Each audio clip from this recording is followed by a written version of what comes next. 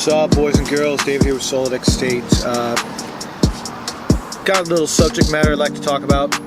I'm not going to read any Bible verses in this vid. You know, it is a truth. If one spends any time reading history, one will find that any given time in history is always ripe with what is the burning issue of the day.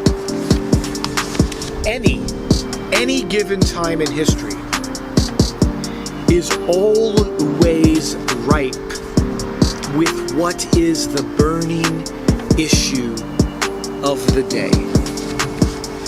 In our day and age, you know, no doubt there are lots of things that are divisive, lots of things that are, if you will, the controversy of discussion. Lots of things that are, if you will, the burning issue of our day. You know, there's a lot of subject on the radar that divides us, wherein we are tested, pressed, if you will,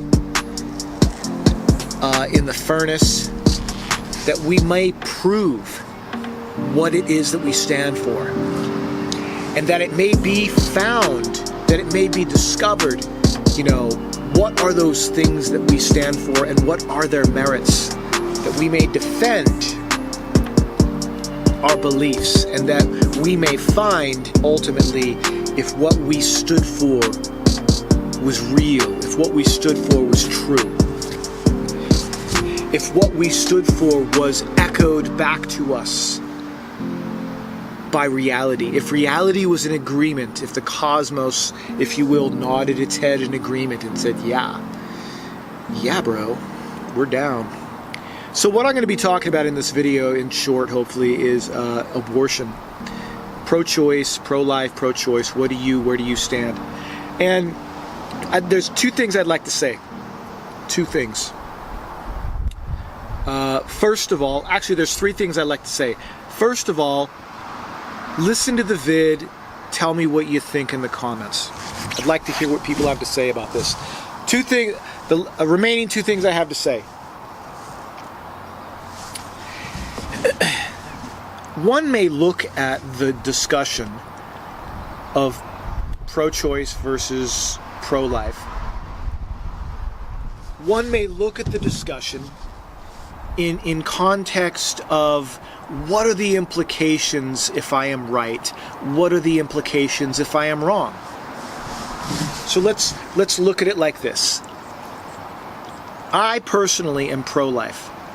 I believe in the value and the dignity of life in its most essential form, human life, if you will. But what if I'm wrong? What if the narrative, what if it turns out ultimately in the test of time that the reasoning, of course, the goalposts seem to move an awful lot with the left and the case that they try to make for pro-choice. But let's give them the benefit of the doubt. And let's say, what if it turns out, even though they move the goalposts an awful lot, what if it turns out in the course of time that they're right?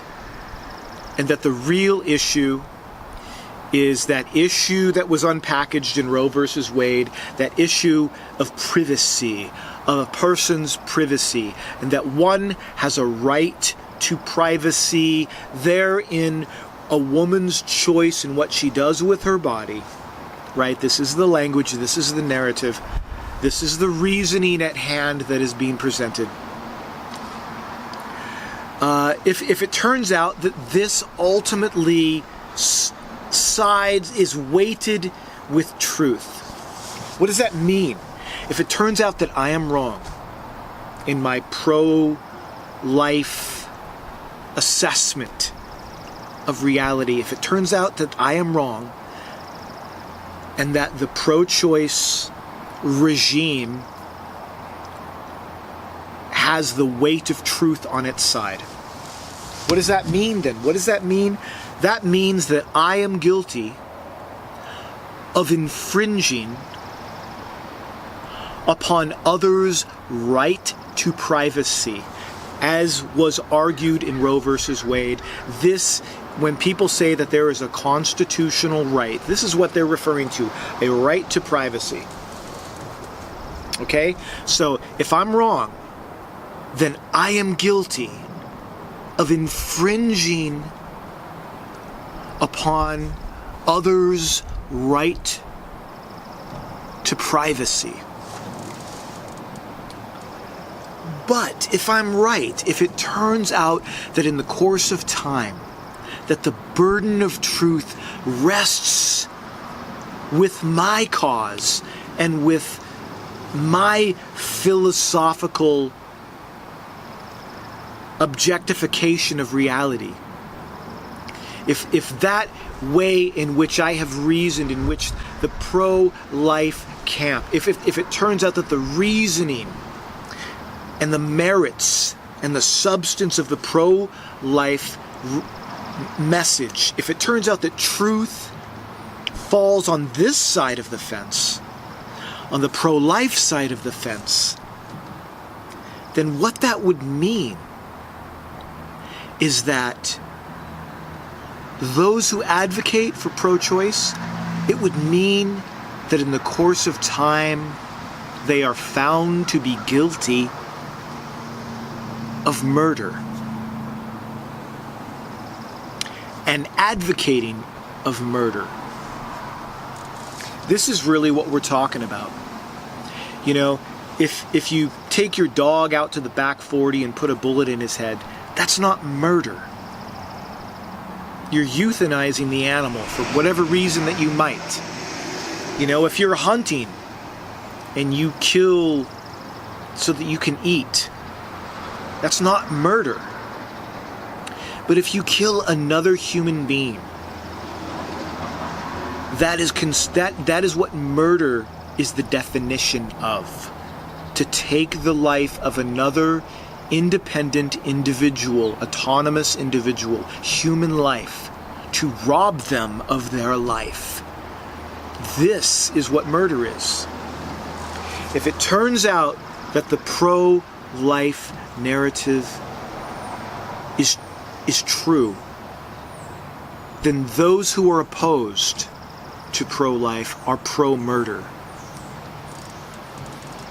If it turns out that the pro-choice camp is true, ultimately, in reality, objective reality, in the course of time, because I tell you what, man, time will find us out. The course of time will find us out, and we will be seen for who we were and what we stood for. You know, no one necessarily sees themselves as being wrong. There have been many peoples throughout history who were convinced that they were right in their endeavors, in their beliefs, and in the things that they did.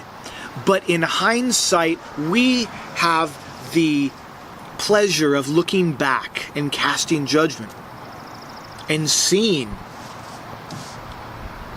where those who went before us were wrong about the things that they asserted and the things that they did. So when I say in the course of time, 100 years from now, the burning issues of our day will not be the burning issues in 100 years. And people will look back and make a judgment about who we were and what we stood for. So really, in reality, we're standing on thin ice, man. And that ice will give way.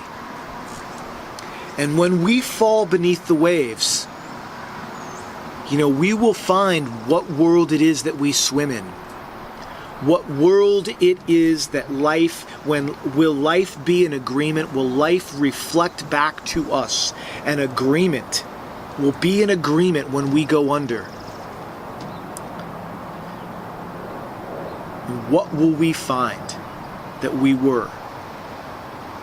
when you look in the mirror, when you go under, man, when the ice breaks and you go under, you will look in the mirror.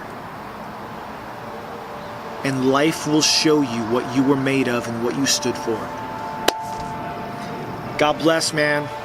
Love you guys. Take care.